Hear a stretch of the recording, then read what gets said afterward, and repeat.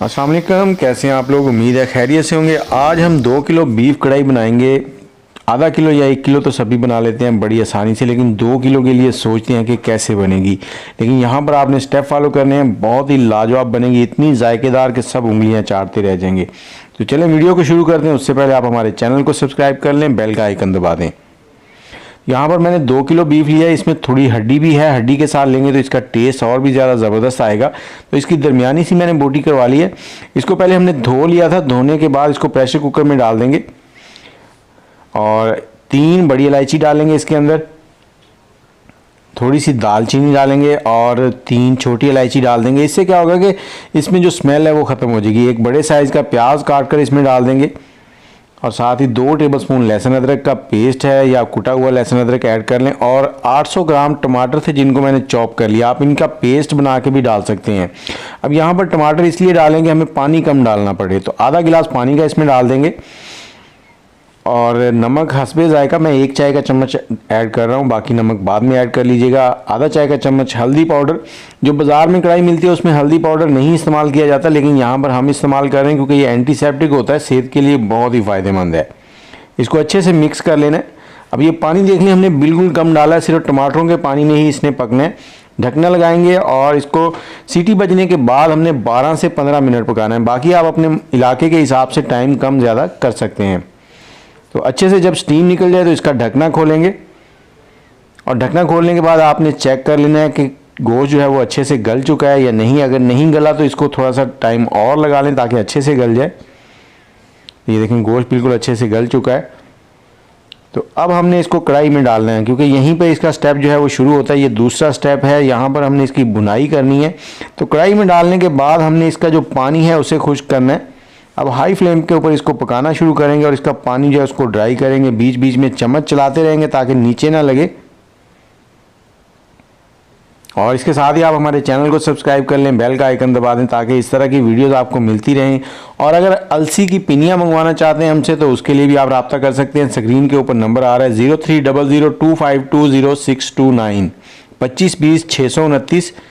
और ये देखिए टमाटरों का पानी तकरीबन खुश्क होता जा रहा है। अब हमने इसमें 1 पाव घी ऐड करना है। जब भी कढ़ाई बनानी है आपने उसमें घी का इस्तेमाल करना है। ऑयल में बनाएंगे तो बनेगी टेस्टी, लेकिन इतना टेस्ट नहीं आएगा जितना घी में बनता है। और साथ ही हमने यहाँ पर 2 से 3 सब्ज़ मिर्चें बड़ी बड़ी काट के डाल दी हैं। आधा चाय का चम्मच लाल मिर्च ऐड करेंगे और अब हमने इसको पकाना है। टमाटरों का पानी जो है वो अच्छे से यहाँ पर ड्राई करना है। तो चम्मच चलाते रहें बीच बीच में और चम्मच इस तरह से चलाना है कि गोश्त जो है ना वो बिल्कुल भी टूटे ना और आपका काम भी हो जाए। तो ये देखें पानी बिल्कुल ड्राई हो चुका है और गोश्त की रंगत जो है वो भी चेंज हो गई है। ये देखें कितना लाजवाब है। जितनी अच्छे से इस पॉइंट पे आप बुनाई करेंगे उतना ही ज़्यादा टेस्टी बनेगा। अब हमने इसमें 300 ग्राम दही ऐड करना है। दही अगर आप फेंट के डालेंगे तो वो भी ठीक है, मैं यहाँ पर फेंटे बगैर डाल रहा हूँ। इसमें क्या होता है कि इसके छोटे छोटे डॉट्स बन जाते हैं जो ऐसे लगते हैं जैसे खोया आपने ऐड किया हो, बड़े खूबसूरत लगते हैं। अक्सर दोस्त कहते हैं कि ये फटी हुई दही है, तो वो फटी नहीं होती, उसको हम बारीक फेंटते नहीं है इसलिए वो बन जाते हैं। ये देखें ये डॉट डॉट से जो वाइट कलर के आपको नज़र आ रहे हैं, ये जब कढ़ाई तैयार होगी तो ये बहुत ही प्यारे लगेंगे और खाने में बड़ा मज़ा आता है।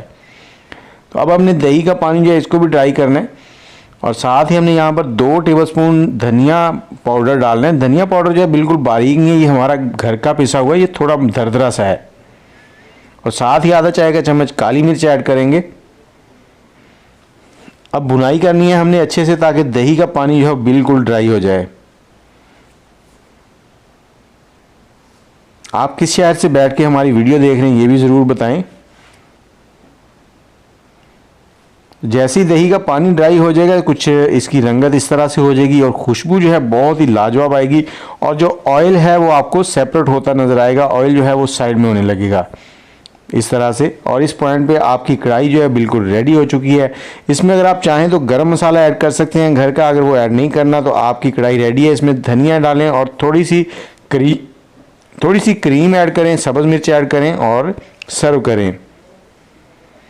और धनिया डालने के बाद आपने इसको ऊपर से कवर कर देना है 2 मिनट के लिए। आग का फ्लेम बंद कर देना है। उससे क्या होता है कि इसके अंदर जो धनिया की खुशबू है बड़े अच्छे तरीके से रच जाती है, बड़ी प्यारी लगती है। तो लास्ट में इसके ऊपर क्रीम गार्निश करें और मेहमानों को पेश करें, खुद खाएं, दोस्तों के साथ खाएं। लाजवाब कढ़ाई तैयार है। दुआओं में याद रखिएगा। अल्लाह हाफिज़।